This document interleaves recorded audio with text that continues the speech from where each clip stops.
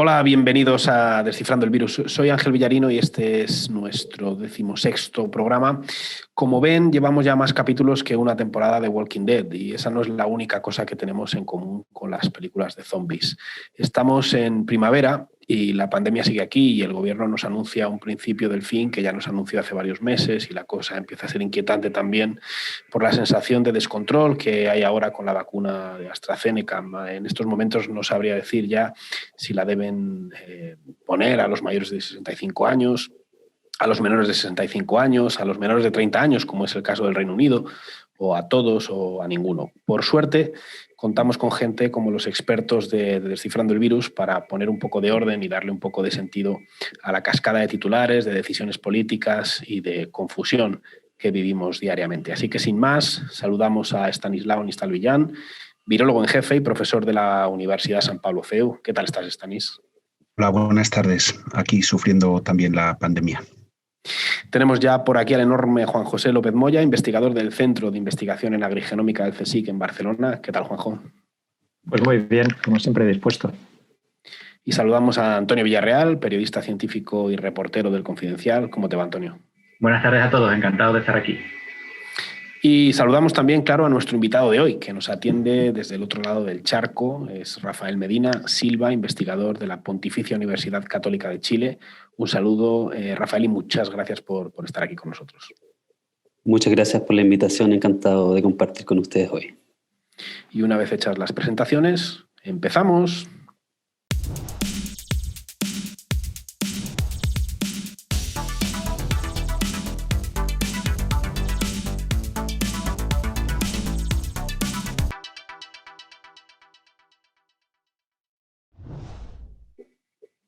Bueno, yo creo que hoy tenemos que empezar hablando de muchas cosas, porque la experiencia de Chile con la vacunación es súper interesante y tenemos la suerte de tener aquí a Rafael para que nos la cuente.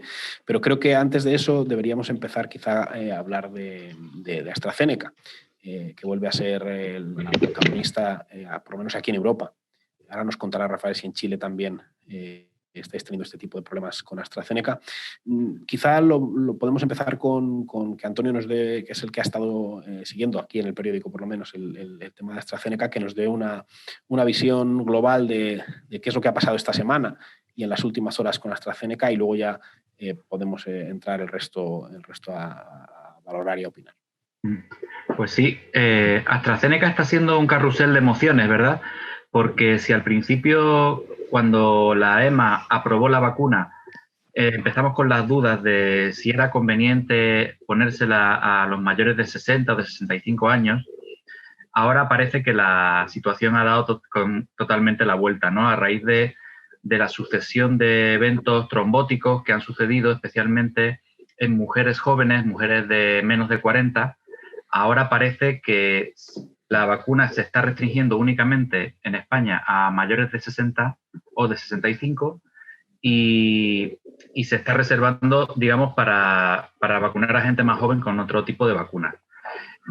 Todavía queda por investigar. Salió esta semana un alto cargo de la EMA diciendo que el vínculo estaba claro.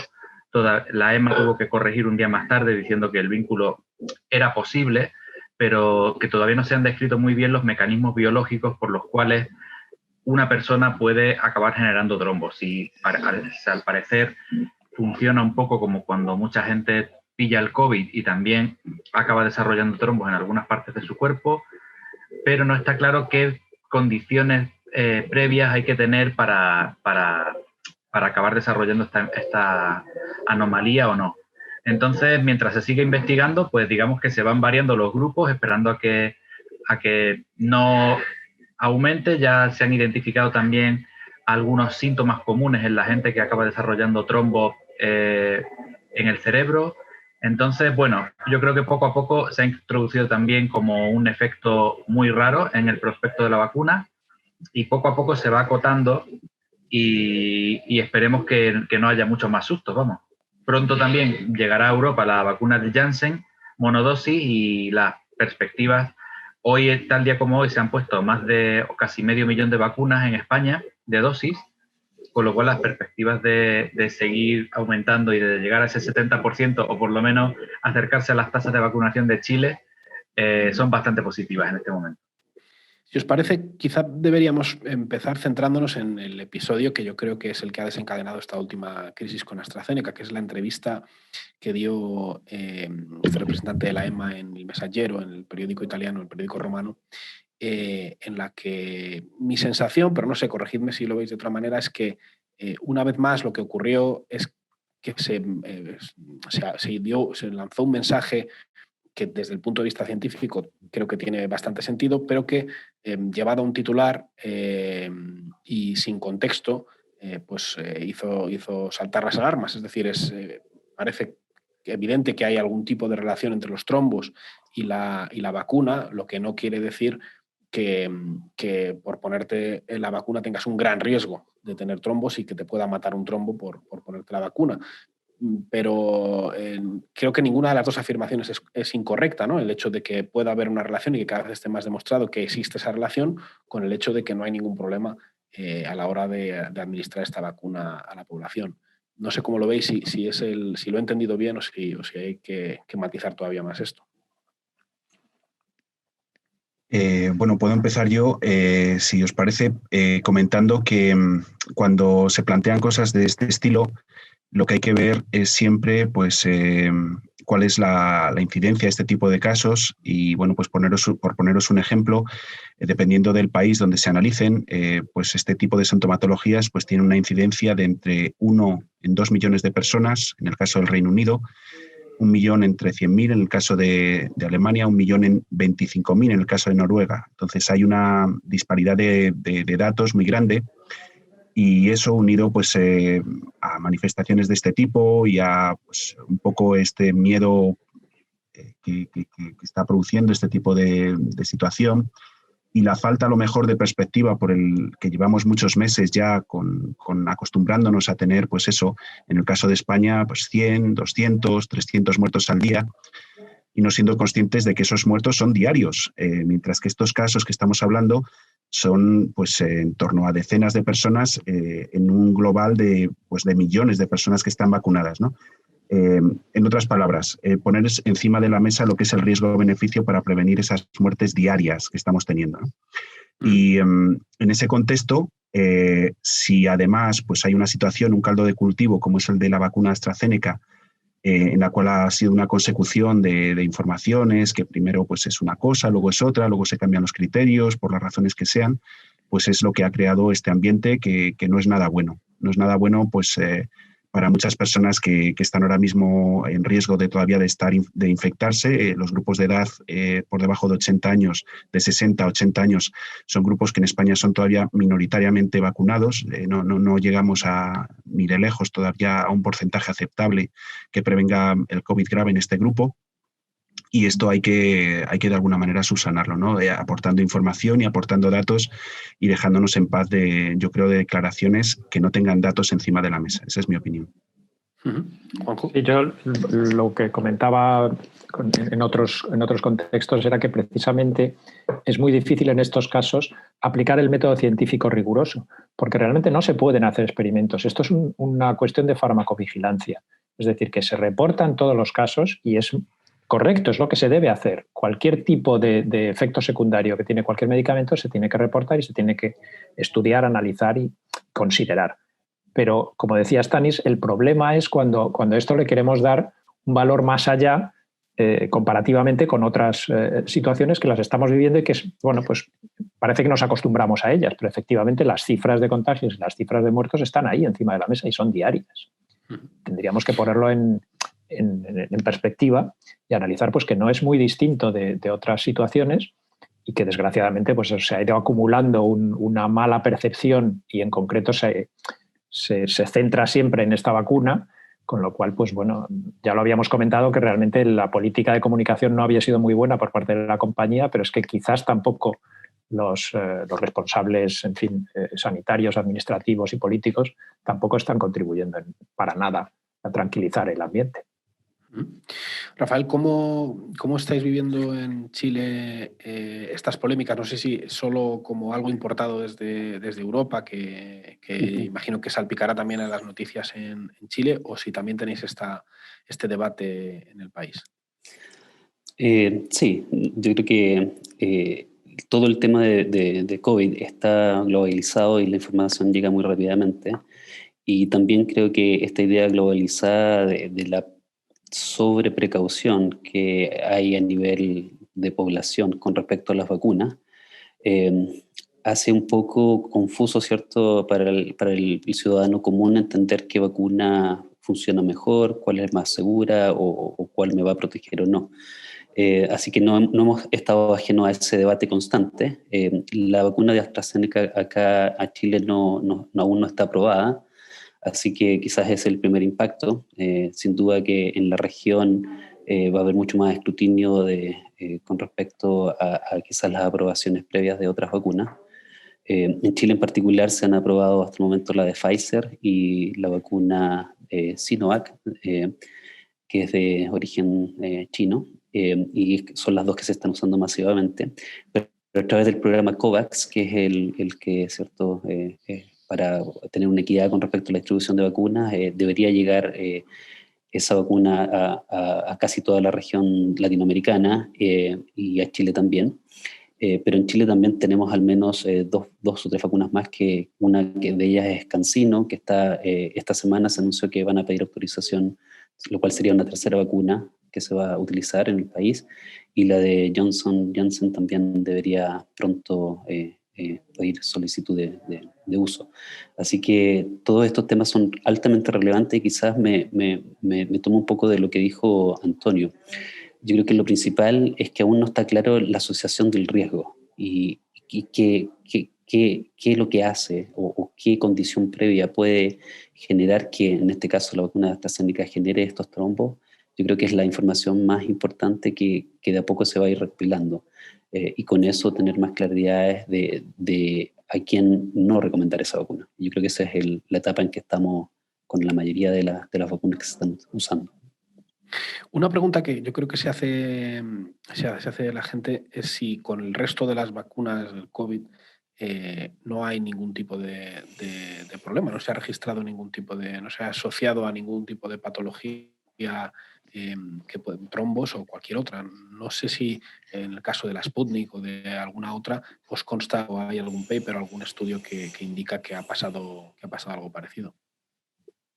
Con Pfizer y... Perdón. Dale. No, quería decir solo que con Pfizer y Moderna en Estados Unidos sí que se han registrado eventos así, o algún paper ha salido registrando especialmente entre los médicos que fueron los que se vacunaron al principio.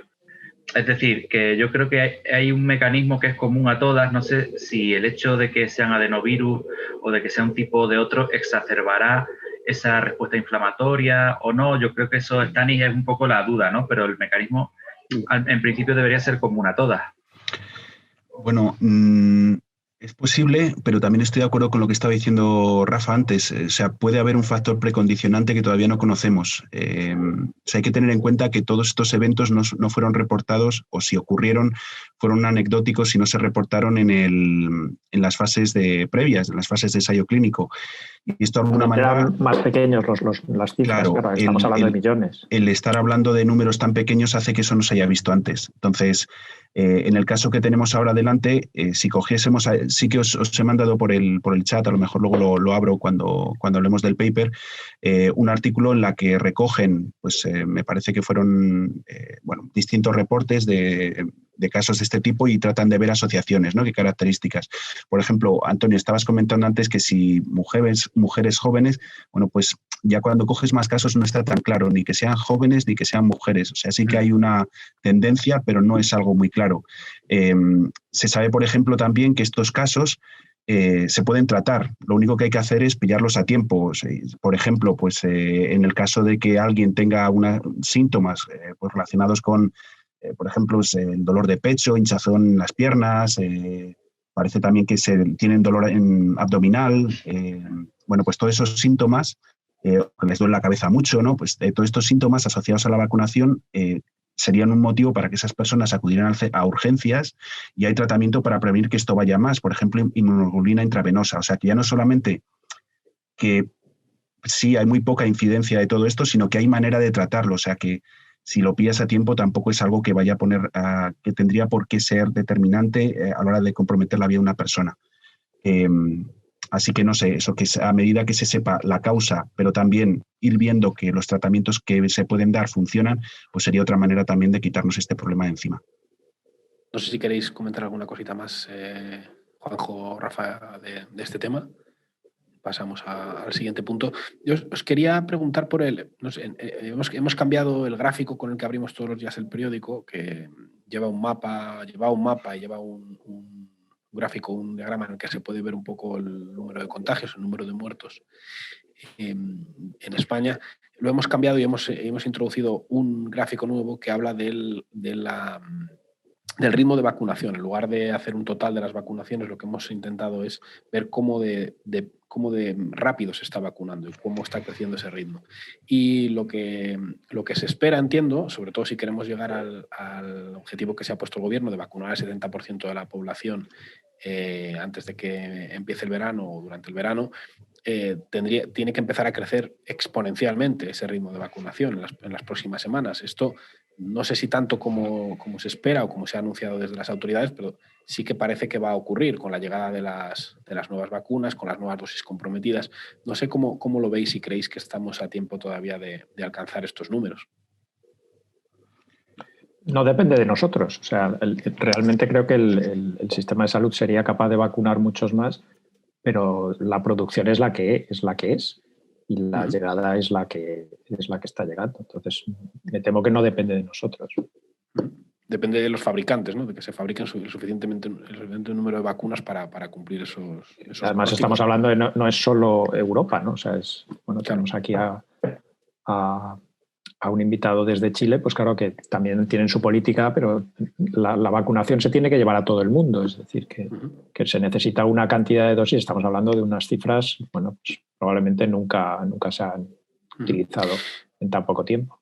Sí, además de manera global. No sé, Antonio, si tú que tienes un poco en la cabeza los calendarios de cuándo llega qué vacuna y cuántas dosis, si tienes un pronóstico o te atreves a hacer un pronóstico aproximado de lo que va a pasar de aquí al verano en ese sentido, en esa gráfica que tenemos en el confidencial. Tal y como está la cosa a día de hoy, podemos ser optimistas. Otra cosa es que, que como ha pasado ya en semanas anteriores, de repente haya un corte en el suministro o se detecte, ¿no? O como ha pasado, pues otro efecto adverso y haya algún tipo de interrupción. Pero ahora mismo, y además, todos estamos calculando, digamos, sobre el 70%, ¿no? Que es lo que dijo la Unión Europea y es lo que dijo también el presidente del gobierno el otro día. Sin embargo, hay que pensar que si solo somos capaces de proteger a la población mayor de 65 con otras patologías, comorbilidades, etcétera, ya vamos a aceptar un golpe definitivo al número de víctimas y de hospitalizaciones y de ingresos, por lo cual igual no es cuestión de llegar al 70% en verano, sino de realmente cubrir lo antes posible al colectivo de población que es más vulnerable y el resto, pues hombre, no te lo puedes tomar con mucha calma, pero podría, digamos, entrar la pandemia en otra fase, ¿no? Con un poco más de tranquilidad. Si os parece, podemos empezar a hablar hemos hablado de España y podemos saltar otra vez hasta Chile para que Rafael nos cuente cómo está siendo allí, porque tengo entendido que Chile, no sé qué puesto ocupa en el número de países que más porcentaje de su población han vacunado ya, pero debe estar entre los primeritos. ¿Cómo estáis exactamente y cómo habéis conseguido esta proeza? Sí, justo estaba revisando mientras ustedes comentaban. Al día de hoy, al menos las cifras oficiales es que alrededor de 7,5 millones de personas ya han obtenido las 2 dosis de ambas vacunas, ya sea Pfizer o Sinovac, lo cual pasa a ser un poco más de 1/3 de la población. Chile tiene alrededor de 18,5 millones de habitantes. Van alrededor de otras 4 millones de personas con la primera dosis. Así que el plan de vacunación, la verdad, está siendo muy expedito, acelerado, y eso en general, no solo Chile, Brasil también tienen una historia de muchos años con sus planes de vacunación, y dentro de Latinoamérica lo cual la red a través de todo el territorio nacional hace que esto haya sido expedito, porque no es, por ejemplo, solamente en la región metropolitana de Santiago, donde vive casi un tercio de la población, sino que en todo el país se ha logrado esa cobertura territorial alrededor de un tercio de la población. Ahora, el problema que nosotros tenemos acá es que, les recuerdo que en el hemisferio sur estamos entrando a otoño, a diferencia de ustedes, ¿cierto? Entonces estamos aún quizás navegando la temporada de verano, ¿cierto? Que a ustedes también les ocurrió, donde tuvimos una alza considerable de casos. Y no se ha visto la disminución de casos que uno hubiese esperado con esta tasa de vacunación, lo cual ha sido un poco polémico. Y no hay información todavía clara de eso. No, sin embargo, esta semana el primer análisis ya publicado desde el Ministerio de Salud junto con académicos, que en la población mayor de 70 años sí se ha visto una reducción en la tasa de hospitalizaciones y enfermedades graves. Por lo tanto, diría que eso es muy buenas noticias para ir empezando a ver el efecto de la vacuna. Pero también ese estudio dice que en el caso de reducción de enfermedad grave tiene que ser con la segunda dosis. Entonces, ahí les recuerdo que en este caso la vacuna de Sinovac en los estudios clínicos tiene declarado una eficacia de alrededor del 56%.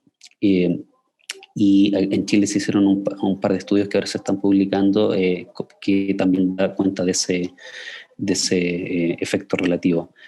Y quizás el tercer efecto que todavía no tenemos claro, quizás en toda la región, es el efecto de las variantes. Y está el caso, ¿cierto?, de Brasil, que realmente es dramático, y que se cree que esta variante P1 probablemente no solamente esté diseminada bastante ampliamente en Brasil, sino que también en los distintos países de Latinoamérica, y por también distintas razones. Brasil, ajeno a lo que uno piense, quizás pasó esto en Europa, mucha gente hizo vacaciones en lugares como Brasil en plena pandemia, y estamos en la etapa ahora de tratar de entender cuál es la potencial circulación de variantes en Chile, en este caso, y que quizás eso pueda explicar el por qué no hemos visto una baja en los casos graves y en la incidencia diaria todavía. ¿Tiene sentido vacunarse una vez que se ha administrado al resto de la población una vacuna que tiene una eficacia X, volver a vacunarse con otra vacuna con una eficacia mayor? ¿Tendría algún sentido en una fase muy posterior? Porque ahora mismo lo suyo, entiendo, es que se vacune cuanta más gente primero mejor y luego ya... ¿Pero se podría hacer eso? ¿Hay alguna contraindicación médica o científica o epidemiológica para hacer esto? Bueno, realmente yo creo que en el caso de que nos acontece ahora, yo creo que es un poco lo que estabas diciendo, de lo primero hay que llegar con la vacuna, con la pauta que sea de cada empresa, pero yo creo que el hecho de mezclar vacunas o el hecho de administrarse vacunas de otra compañía más tarde no tiene por qué afectar. De hecho, es algo que se hace, pues, por ejemplo, con la gripe todos los años. Si nos vacunamos, claro, muchas veces no sabemos si la vacuna viene de una empresa o de otra, y hay varias, claro, que preparan la vacuna. En el caso también de los refuerzos de algunas vacunas, hay algunos niños que cuando reciben una primera dosis tienen movilidad, se van a otro lugar, y muchas veces el centro no sabe, algunas veces sí, pero muchas veces no se sabe si la vacuna es de la misma empresa o desde otra. Pues en ese sentido, a lo mejor se podría abrir un poco el espectro, y bien es verdad que aunque no haya estudios, ensayos clínicos haciendo eso, también es verdad que hay precedentes y que se podría hacer. Y sobre lo que comentaba Rafael de que no estén bajando tanto como se esperaban los contagios ni las hospitalizaciones en Chile, con un tercio, has dicho, ¿verdad?, de la población vacunada, ¿qué os hace pensar esto? ¿No? Es preocupante, ¿no? Yo ahí quería preguntarte una cosa, sí, Rafa, antes de que contestases. O sea, primero, para aclarar, Sinovac era una vacuna que estaba preparada con el virus inactivado, ¿verdad? Sí. Y es una vacuna que hasta cierto punto induce principalmente inmunidad con anticuerpos, pero no tanta inmunidad celular. Los datos no están tan claros todavía, pero sí hay inducción de inmunidad celular. hay un preprint al menos del Grupo de Chile que hizo los estudios clínicos acá, en que sí ven inducción de células CD8, CD4. Así que yo creo que no hay claridad con eso, pero sí es una vacuna inactivada, a diferencia de las otras formulaciones. ¿Y en el preprint lo compararon con la vacuna de Pfizer, por ejemplo, en paralelo para ver cuál era la diferencia en células T? No, es solamente un estudio en que hacen el seguimiento de pacientes que participaron longitudinalmente de distintas edades, que es lo que en cierto modo pidió el gobierno de Chile antes de aprobar la vacuna, es que se hicieran algunos estudios localmente. Y luego, relacionado con lo que estaba diciendo Ángel y con lo que estabas diciendo también de esta vacuna, el porcentaje de vacunados es el 30%, pero el porcentaje de vacunados de más de 65 años ha llegado a completarse o en principio no hay una estratificación, una prioridad a la hora de vacunación. Sí, importante. Acá se empezó, como en muchos lugares, primero con la gente de mayor edad, personal de salud. Para el personal de salud se priorizó inicialmente la vacuna Pfizer, que fue la primera que fue aprobada y llegó a fines de diciembre. Y después ha sido como prioridad inmunosuprimidos o gente con enfermedades crónicas. Acá en Chile a principios de marzo, que sería el equivalente como fines de agosto, principios de septiembre, se comenzaron las clases presenciales en muchos colegios. Así que también a los profesores se les ofreció tempranamente poder vacunarse. Y esa quizás es la población principal que ya está vacunada, con tasas bastante altas, diría yo, probablemente sobre el 80%, no tengo la verdad los números de adultos sobre 65, pero la tasa es bastante alta. Y a medida que han pasado los días se ha ido estratificando cada semana, bajando en edad, y ya vamos en gente que puede optar a la vacuna que tenga 50 años más o menos. Así que, pero lo que sí es bueno en cierto modo, como les comentaba, es que al parecer sí se está viendo un efecto en la baja de incidencia de enfermedad grave en los adultos mayores, que como saben son los principales que pueden tener ciertas enfermedades graves o hasta morir de la enfermedad. Por lo tanto, por eso les decía que en las próximas 2 semanas, creo yo, deberíamos ver el efecto real de ir disminuyendo de acuerdo a la tasa de vacunación. Y si no, también estar alerta de potenciales variantes que puedan a lo mejor evadir un poco la inmunidad que se genera con esta vacuna. Y ahí quizás quiero ser cauto porque vuelvo un poco a lo que quizás mencionabas tú, Stanis, que hay que mantener constantemente el concepto de riesgo-beneficio. Y sabemos que infectarnos, ¿cierto? Es impredecible quién se puede enfermar grave o no. Hay cada vez más gente joven que puede tener enfermedad grave. Y por lo tanto, la vacuna siempre va a ser una mejor opción que no tener inmunidad, aunque no sea la inmunidad óptima, y eso lo vamos a tener que ir aprendiendo a través del tiempo. Por lo tanto, el riesgo-beneficio de cualquiera de las vacunas, y esta es mi opinión personal, es mucho mayor el riesgo de enfermarse que el de no tener algo de inmunidad con la vacuna que se acceda. Y lo importante, como decía el doctor López, es que la verdad es que tenemos que hacer un esfuerzo coordinado de todo el mundo de poder generar vacunación, porque en este caso Chile tiene una muy buena tasa de vacunación, pero quizás los efectos que te puedo comentar es que están ahora las fronteras cerradas por un mes, se pararon elecciones a raíz de estos casos, estamos la mitad, no más de la mitad, de casi 17 millones de personas en cuarentenas absoluta, con toque de queda. Entonces, en realidad las medidas tienen que ir matizándose de acuerdo a lo que uno va viendo, y quizás una crítica que uno puede hacer a lo que ha sucedido en Chile es que quizás hubo mucha confianza en la tasa de vacunación y se relajaron ciertas medidas antes de tiempo, y eso quizás solamente se va a poder ir midiendo a través de que pasen las próximas semanas para ver cuál fue el efecto real de vacunación, pero no mantener quizás medidas más estrictas. Rafael, estoy mirando las cifras y hay como 1 millón de infectados que, digamos, habría que añadir a los vacunados, sí. Con lo cual realmente, o sea, las cifras totales son importantes. O sea, realmente es llamativo, ¿no?, que a pesar de esto se siga teniendo problemas. Exactamente.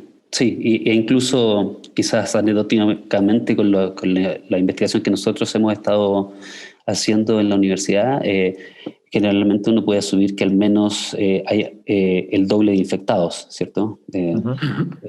Por lo tanto, claro, uno podría pensar que en este momento casi la mitad de la población ya podría tener algo de inmunidad.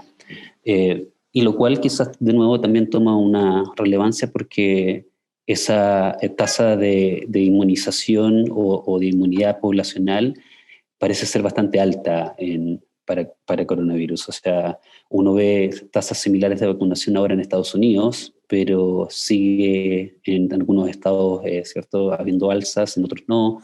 Es relativo, yo creo que es algo que estamos aprendiendo. Y quizás ahí la diferencia en Estados Unidos, como saben, se está usando las vacunas con más eficacia.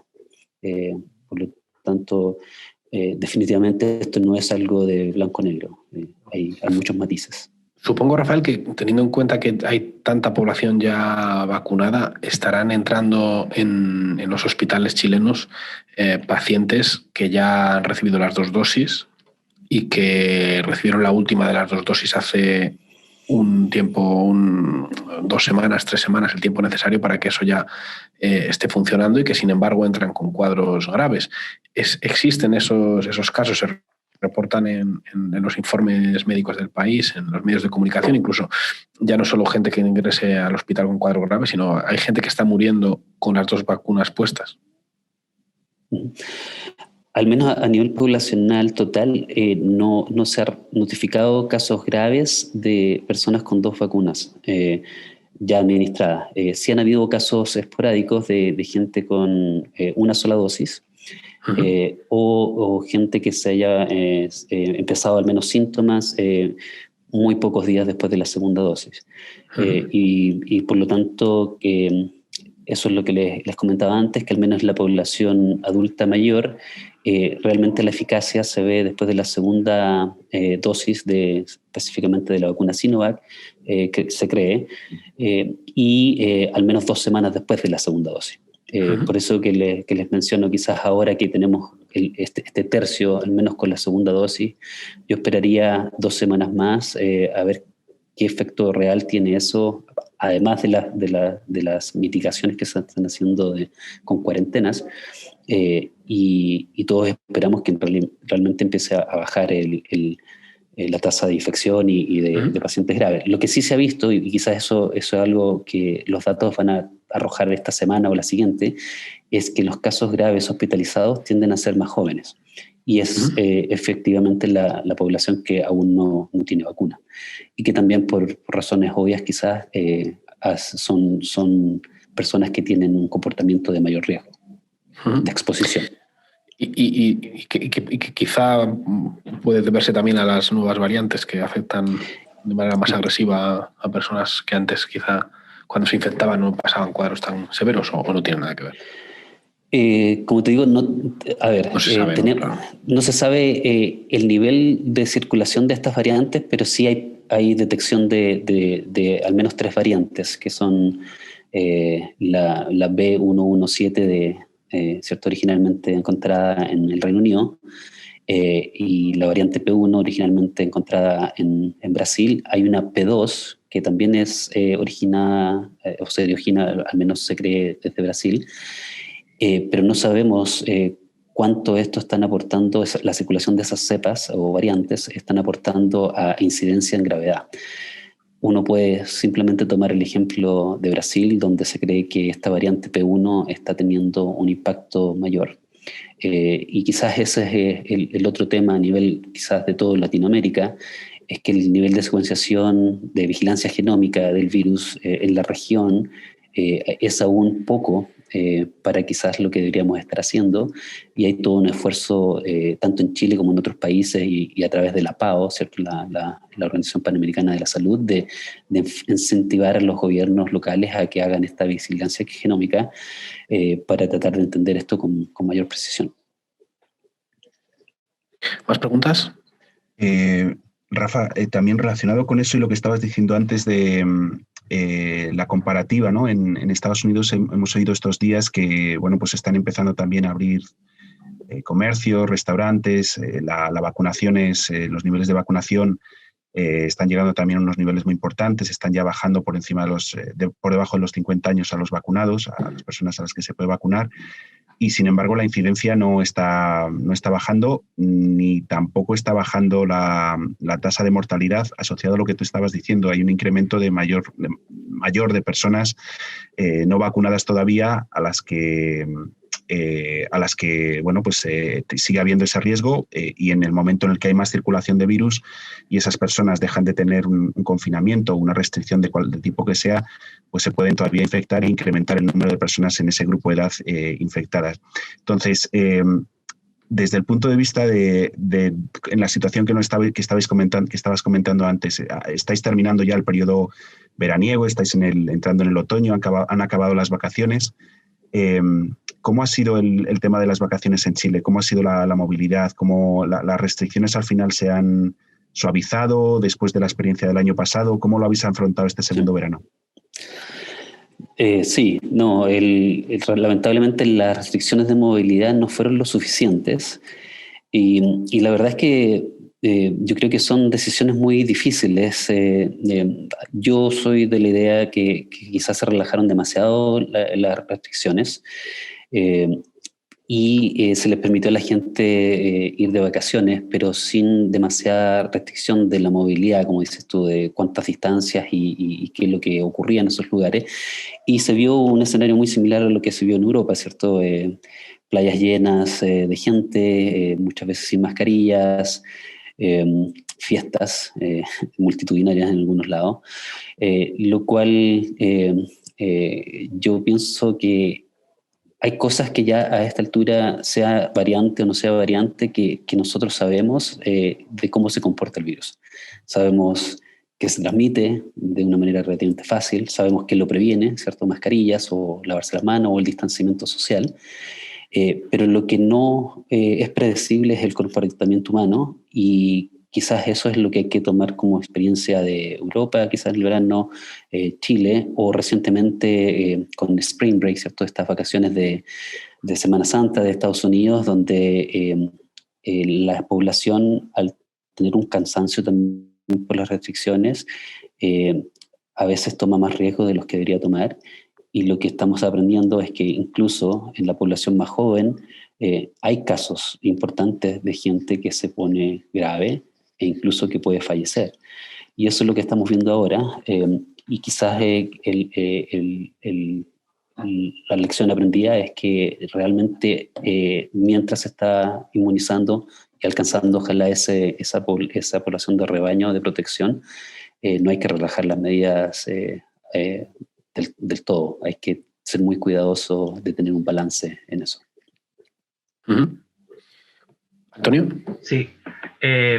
Estaba viendo el número de casos y de muertes que hubo en Chile y vosotros tuvisteis una primera ola como en España que fue muy abrupta y muy explosiva en torno a junio de 2020, ¿verdad? Y sí. Estoy viendo que ahora realmente estáis superando el número de casos diarios que registrasteis entonces, pero sin embargo el número de muertes se está manteniendo a menos de la mitad, afortunadamente, ¿no? Entonces, quería preguntarte si para vosotros el número de casos sigue siendo un indicador fiable o estáis empezando a valorar otro tipo de indicadores para ver la gravedad de la pandemia en cada momento. Sí, yo creo que el número de casos diarios confirmados sigue siendo el mejor indicador. No sé si tienes acceso ahí a la información, pero también con el mayor de la mayor detección que hemos tenido, prácticamente se ha triplicado la capacidad de diagnóstico que había en junio del año pasado.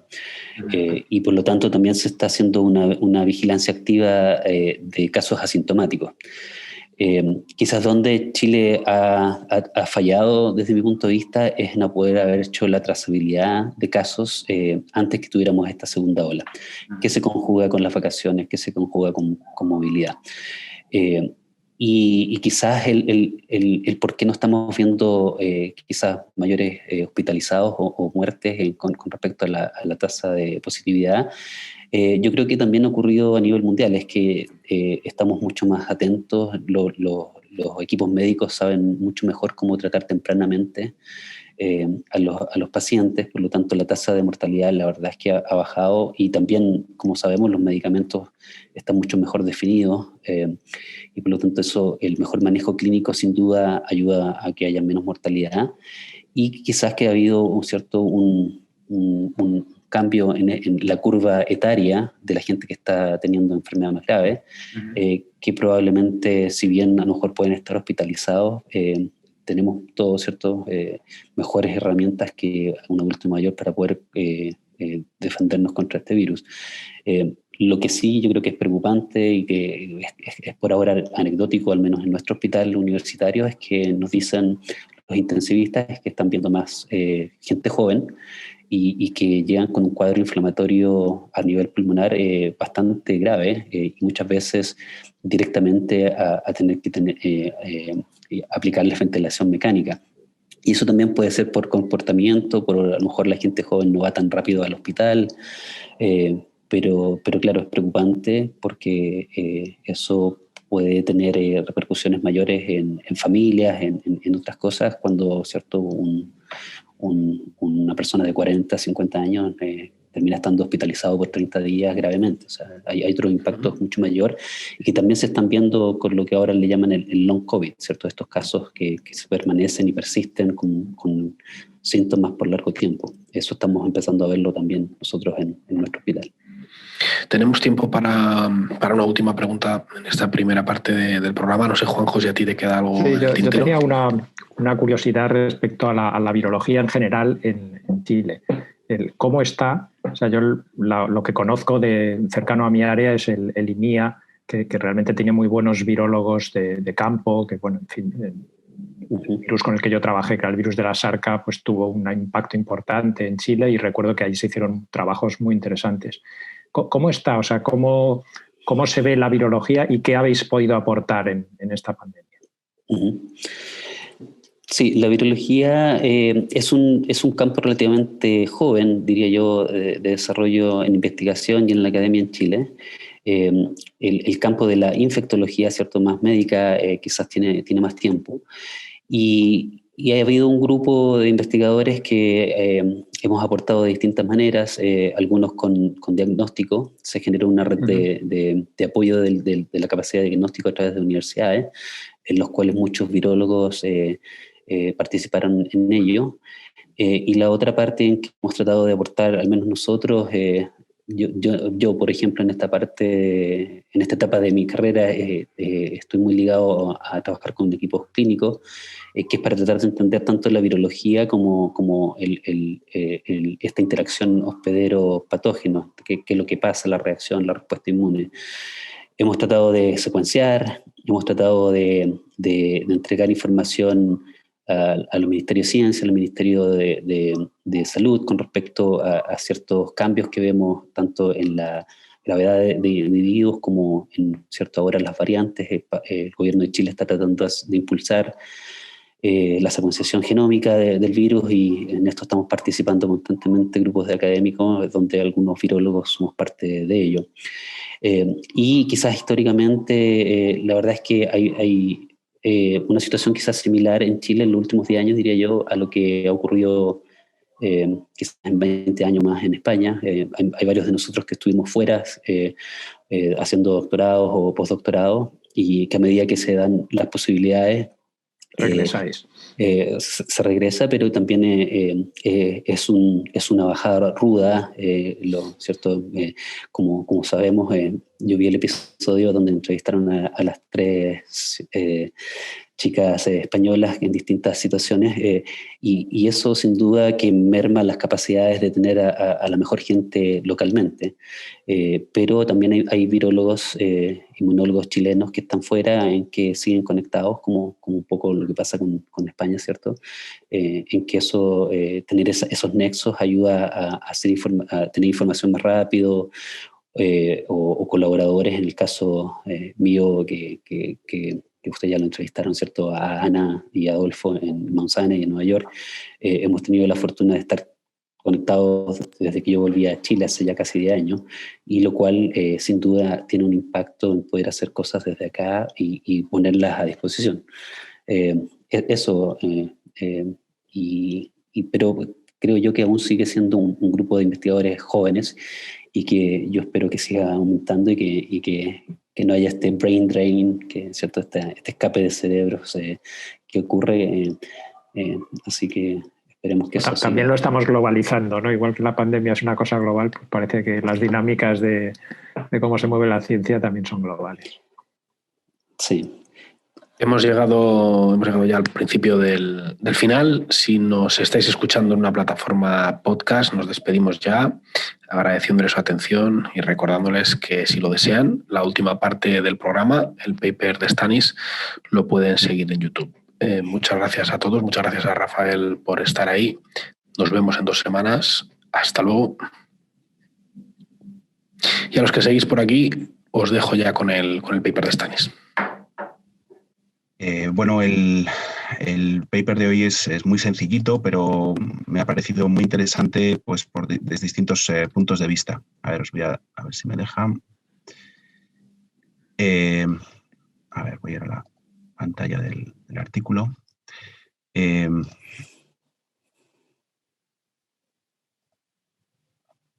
El artículo que quería presentaros hoy es el artículo que habla de la seroconversión, de la capacidad de producción de anticuerpos de aquellas personas que han recibido 1 o 2 dosis de las vacunas de RNA de Pfizer o de Moderna, ¿no? Y es un trabajo que se ha realizado en el Hospital Montesinaí de Nueva York por una serie de grupos, algunos de ellos relacionados con nuestros invitados o con el pasado tanto de Rafa como mío, y que tiene que ver con un trabajo también que me pareció muy interesante, que hizo Rafa en el pasado, que lideró Rafa en el pasado, que tiene que ver con el poder de los anticuerpos en el tiempo, ¿no? Y el poder de los anticuerpos en el tiempo cuando hemos pasado la infección o cuando no hemos visto el virus. Luego podemos, si queréis, y Rafa a lo mejor nos puede comentar un poco de ese trabajo anterior relacionado con el virus de la gripe. Pero bueno, este artículo, como decía, es un artículo en el que se revisa la producción de inmunoglobulinas, de anticuerpos, frente a la proteína S del SARS-CoV-2 en torno a 110 pacientes que participan en el estudio. De esos 110 pacientes, 67 no han recibido ninguna vacuna, no han seroconvertido, o sea, no han sido expuestos al virus. Y 43 de ellos, antes de recibir ninguna de las 2 dosis vacunales, 43 de ellos ya tenían anticuerpos frente al virus, lo que quiere decir que ya se habían infectado. De todos esos pacientes, pues 88 reciben la vacuna de Pfizer y 22 reciben la vacuna de Moderna, ¿no? Y este estudio pues, se dedica a ver cómo reaccionan esos pacientes. Sería esta tabla de aquí, esta gráfica de aquí. Esto sería antes de vacunarnos en el eje de las ordenadas, perdón, de las abscisas, están los títulos de anticuerpos que pueden producir o que detectan estas personas en el suero, y vemos que en amarillo están los anticuerpos de las personas que, sin haber recibido la vacuna, ya tienen anticuerpos, lo cual es indicativo de que ya se han seroconvertido, tienen cierto nivel de seroconversión. Pero también detectamos algunos que no tienen seroconversión, serían aquellos que hubieran sido diagnosticados previamente, pero que no han seroconvertido, o que este test en concreto que están usando para determinar si tienen respuesta de anticuerpos, pues no está detectando anticuerpos frente a ese test o a esa proteína que está en el test de detección de anticuerpos, ¿no? Bueno, pues a estos pacientes les vacunan. De este grupo de pacientes totales, bueno, pues algunos miden su nivel de anticuerpos de 0 a 4 días después de la vacunación y ven que, bueno, pues prácticamente en esos días no cambia nada, ¿no? Prosiguen en el tiempo. En azul serían los que no tenían virus anteriormente, los que no han sido diagnosticados con SARS-CoV-2 y que no tienen anticuerpos. De 0 a 4 días siguen sin tener anticuerpos. de 5 a 8 días, este ya es uno de los datos más interesantes de este artículo, los que siguen, los pacientes que no habían sido infectados, que son todavía seronegativos, que no se han seroconvertido, solamente uno parece que muestra ahí un poco de respuesta. Sin embargo, prácticamente todos los pacientes que habían sido infectados o que se habían seroconvertido, que habían ya tenido anticuerpos antes de la vacunación, pues todos estos pacientes entre día 5 y 8 elevan su nivel de anticuerpos pues en torno a unas 100 veces, ¿no? Hay que recordar que esto es una escala logarítmica, pues pasan de en torno a 10 a la 2, de 100 niveles de anticuerpo de unidades relativas de anticuerpos en sangre, pues a 100 veces más, ¿no? Entonces, estos pacientes que ya previamente tenían anticuerpos, lo que han recibido con esta primera vacuna, después de dar la primera dosis de la vacuna, lo que tienen es un boost, un incremento en el estímulo que da lugar pues eso, a una superproducción de anticuerpos por aquellas células B que sean capaces de producir anticuerpos frente al antígeno, en este caso la proteína S del coronavirus, ¿no? Hay que esperar hasta el día 12, hasta este rango de edad entre 9 y 12 días para ver que ahora en el grupo de los que no tenían anticuerpos se empieza ya a ver una respuesta bastante importante y la mayor parte de ellos ya tienen un nivel de anticuerpos detectable y bastante grande, pero no tan grande, no, el nivel de anticuerpos no es tan grande, está entre 110 veces la cantidad de anticuerpos que tienen las personas que previamente se habían vacunado y que han recibido una dosis. Sí, habría que comentar que la escala es logarítmica, o sea que estamos viendo, sí, claro, sí, según vamos subiendo, multiplicamos por 10 cada vez.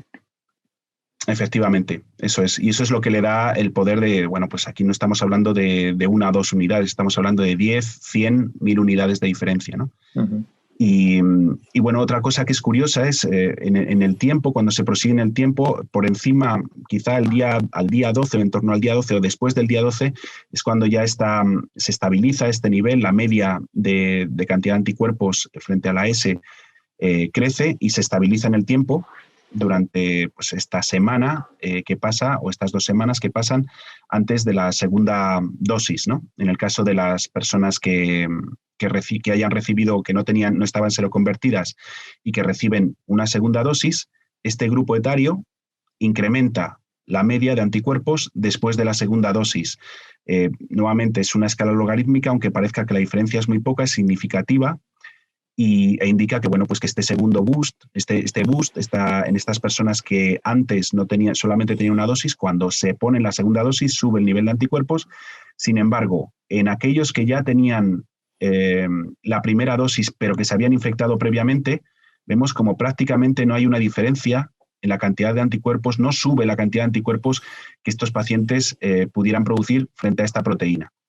No quiere decir que aquí una de las cosas que no miran es si la variedad o la afinidad de estos anticuerpos cambia. No sabemos si hay, por ejemplo, pues hipermutación somática, o no sabemos si la afinidad de estos anticuerpos se mejora después de esta segunda dosis en los pacientes que se habían infectado y reciben reciben 2 dosis en comparación con los que reciben solamente una dosis. Pero simplemente atendiéndonos a la cantidad de anticuerpos parece que no mejora. Y la razón por la que quería comentar este artículo, y me gustaría también que Rafa nos lo pusiera en perspectiva con su trabajo con la gripe de 1918, sería 2 cosas, ¿no? La primera, en el contexto en el que estamos, en el que nos estamos peleando por una vacuna y sobre todo, pues, ahora mismo por la preferencia de las de Pfizer y Moderna en la población que está pues viendo este tema de AstraZeneca pues como un factor de incertidumbre y que no saben qué esperar la siguiente noticia, ¿no?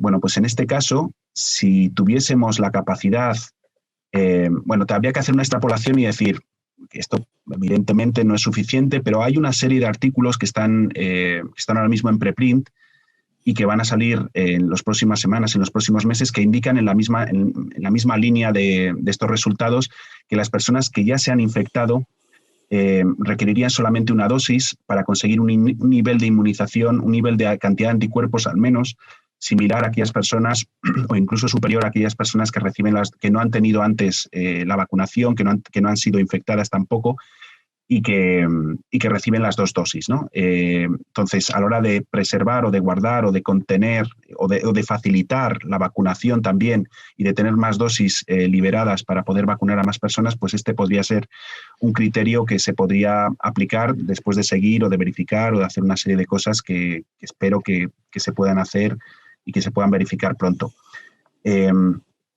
Otra de las cosas que me parecía interesante es que en estas personas, pues ocurre una situación en la que estas personas han sido, las personas de los puntos amarillos, son personas que han sido diagnosticadas y que están reportadas como que son personas que han sufrido pues, una infección, pero muchas veces no sabemos si esa persona se ha infectado o no se ha infectado.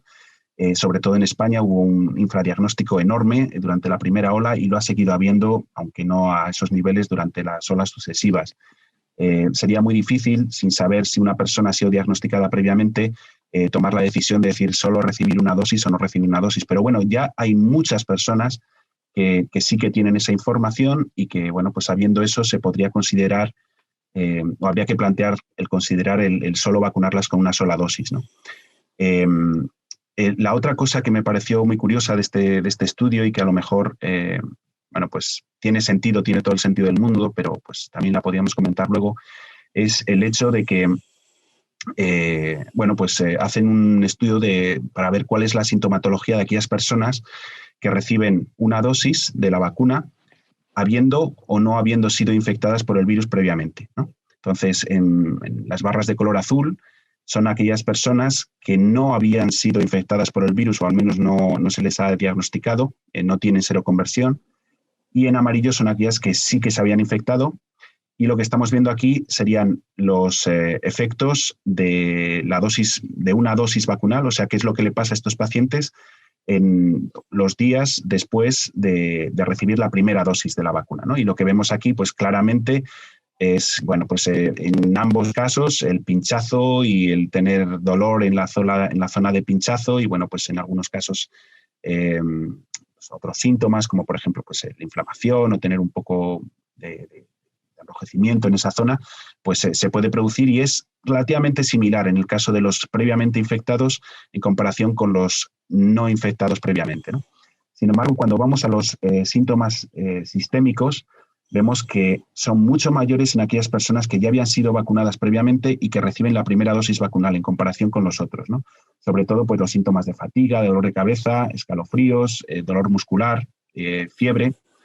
Esos síntomas serían síntomas relacionados con la reactividad que está dando esa vacuna y quizá también asociadas a ese altísimo incremento en la producción de anticuerpos que hemos visto anteriormente a partir del día 9 en aquellas personas que se habían infectado anteriormente. Y nada, ese es el artículo, es muy, muy sencillito, simplemente una figura y nada, pues me gustaría que lo comentásemos y me gustaría también un poco que Rafa, si puede, luego nos pudiera comentar su experiencia con los anticuerpos de aquellas personas que se habían infectado con gripe en el año 1918, cuando él hizo un estudio muy interesante en el que más de 80 años... Él no estaba en 1918, lo hizo después, ¿no? No. Bueno, eso es algo que no sabéis, pero Rafa ha estado en muchos sitios. Sí. No, es tan solo como para aclarar, quizás de la segunda figura del paper, era la frecuencia en que la gente declara que tenía esos síntomas y no la magnitud del síntoma, que quizás sí, al menos no me quedó sí, tan sí, claro. Sí. De hecho, la mitad de la gente no decía que tenía ningún síntoma, o sea que prácticamente la mitad de la gente ni se entera de que la han vacunado. Sí. Así que, pero me pareció es muy simple, como dices tú, el estudio, pero muy bonito, sobre todo la figura 1, porque demuestra muy, muy claramente lo que uno espera de una vacuna normalmente. Los primeros 7 días no se ve, ¿cierto? En los puntos azules no se veía la inmunidad de anticuerpos, pero a medida que ya empiezas a avanzar hacia los 20 días y el día 28, que es como lo clásico, ¿cierto? Que sabemos, ese plató que se genera de inmunidad humoral al día 28 se ve muy claro.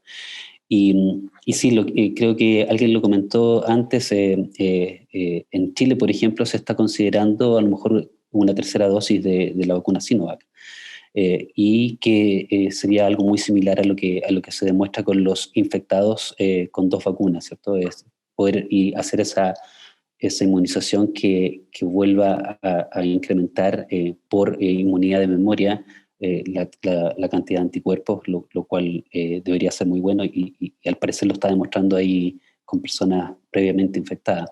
Quizás ahí el siguiente paso de ese estudio que muestras tú, Stanis, es un poco para hacer el link con lo que hicimos con la vacuna de influenza años atrás, es cuánto perdura en el tiempo.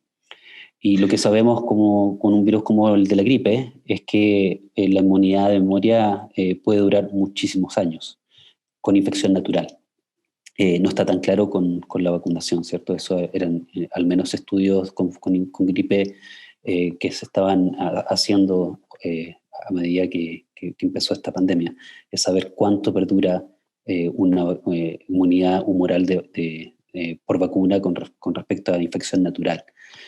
Y en el caso de influenza sabemos, y ese estudio que hacías mención tú, es que nos dimos cuenta que individuos que habían nacido antes de los años 50 y que habían estado expuestos a una gripe similar o a la gripe española, ¿cierto? Entre los años 1918 y 1920 más o menos, esos individuos tenían anticuerpos que tenían reacción cruzada y que eran capaces de inhibir un virus que apareció en el 2009, en donde identificamos que su capacidad o características antigénicas eran muy parecidas.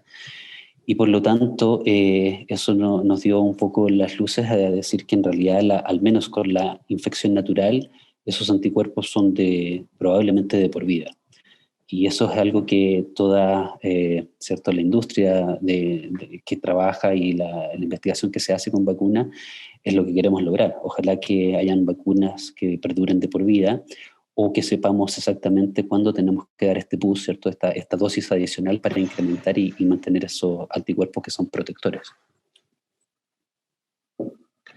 O sea, cuando se ha hecho el seguimiento de los pacientes, por ejemplo, que tienen pues, la primera exposición a la infección por gripe y se les está siguiendo en el tiempo, ¿hay diferencia por el hecho de que hayan sido infectados previamente y luego vacunados con respecto a que solamente no hubieran visto el virus antes o que no se supiera que hubieran visto el virus, o no hubiera evidencias serológicas de que hubieran visto el virus y se le hubiera puesto la vacuna como primer estímulo? ¿Hay diferencias a la hora o se sabe, por ejemplo, en el caso de la gripe, si hay diferencias a la hora de guardar esa memoria inmune a lo largo del tiempo? O sea, estamos hablando de 60, 70, 80 años. ¿Hay cambios en ese sentido o no? Sí, hay un estudio que hicimos también con Florence Kramer, también del Monte Sinaí, donde se hizo una evaluación de cuál era la capacidad de respuesta de memoria con respecto a las distintas cepas que han circulado de gripe a través de los últimos 70 años. Y ese estudio lo que demuestra es que hay lo que se le ha llamado un imprinting, ¿cierto? La infección natural inicial también genera un patrón que a veces incluso puede ser amplio o limitante dependiendo de la exposición a cómo uno va a seguir respondiendo en el futuro. Y eso ha dado una línea de investigación muy interesante porque se cree que se podrían establecer ciertos parámetros para poder establecer cuán amplia una respuesta puede generarse a medida que uno sabe cuál es la limitante de los anticuerpos que inhiben tal o cual cepa. Lo cual podría, por ejemplo, ayudarnos a predecir cuáles son los potenciales cambios de un virus como la gripe o eventualmente como SARS que se podrían generar. Y si yo vacuno con tal o cual cepa, ¿cuál va a ser la capacidad de que esa cepa vacunal todavía pueda prevenir la infección, ¿cierto? O al menos enfermedad con esa cepa? Lo cual es como le llaman forward vaccination en inglés. Es como tratar de anticipar los cambios que pueda tener una cepa y con eso eventualmente poder diseñar vacunas que se anticipen a cualquier cambio que pudiese tener, en este caso, gripe o eventualmente SARS. Yo creo que lo curioso de SARS es que nadie se esperaba que esté cambiando tan rápidamente y generando estos cambios antigénicos, ¿cierto? Cambios en su estructura que generan evasión de la respuesta inmune, como lo está haciendo. Al menos no teníamos esa experiencia con coronavirus, lo teníamos principalmente con influenza. Y lo bueno de eso es que hay mucha de la experiencia que se tiene con vacunas y respuesta inmune de anticuerpos con influenza que se puede aplicar ahora para poder hacer mejores vacunas para SARS. Relacionado con esto, te estaba refiriendo antes al pecado original antigénico. Sí. Sí. Relacionado con esto, también hay una controversia de si realmente pues una vacuna viva atenuada o una vacuna que tuviera muchos componentes genéticos en los que algo del virus estuviera replicando y generar no solamente una memoria de anticuerpos, sino también es una buena respuesta celular, sería algo determinante como la mejor vacunación inicial que diera lugar luego a la vacunación más eficiente o más eficaz. No sé si pudiera estar relacionado con lo que estamos viendo ahora. Así que sí, tiene sentido lo que estás comentando. Sí, perdón, dale. Brevemente, yo creo que al menos, y tú lo conoces, Stanis, en el área de influenza hay todo un debate del uso de vacunas que sean atenuadas y que puedan hacer, ¿cierto?, los primeros pasos de replicación, pero que eventualmente no replican, y cuánto eso están aportando a generar una mejor respuesta celular inmune. Y en eso, en el área de influenza, se tiene una vacuna que se da de manera intranasal y que ha sido muy eficiente en algunas poblaciones, pero no en otras. Y por lo tanto es un área de investigación. Y en el caso de coronavirus, bueno, todavía no se ha desarrollado eso, pero tiene mucho potencial que la combinación de tener una buena respuesta de anticuerpos humoral, que genere estos anticuerpos neutralizantes, pero además, ¿cierto?, una buena respuesta celular, sea la combinación exacta de las vacunas que vamos a poder seguir desarrollando, ojalá para que hagamos este virus, al menos que sea estacional, el SARS, o inclusive tratar de poder erradicarlo, lo cual parece difícil en este momento. Chicos, hemos superado con creces la hora. Tenemos que ir cerrando. Ha sido súper interesante escuchar a Rafael contarnos cómo están viviendo un mismo problema al otro lado del mundo. Y te damos las gracias por ello. Pero hemos llegado realmente al final para todos. Muchas gracias por estar ahí. Cuídense mucho y aquí estaremos dentro de 15 días. Adiós. Gracias. Adiós. Gracias.